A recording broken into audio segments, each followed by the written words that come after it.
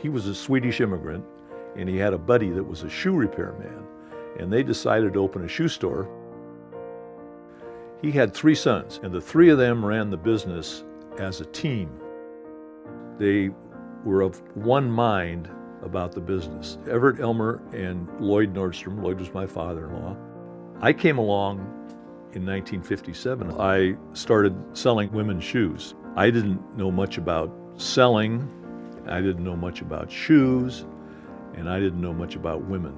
We never had a CEO or somebody who was one man in charge. So the 4 of us became a team, being honest, working together, seeing the best in others. That team approach is something that we always emphasized and still do today.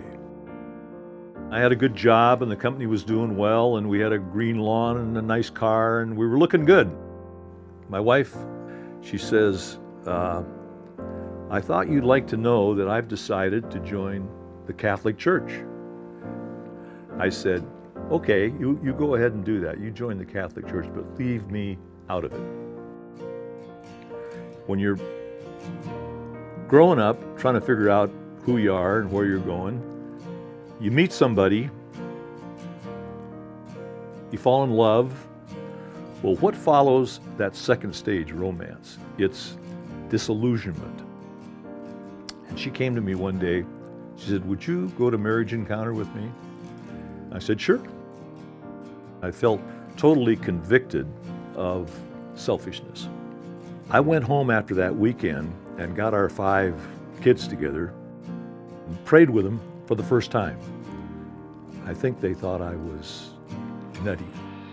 That started my journey to follow Christ, and so those that's 37 years I've been on that journey.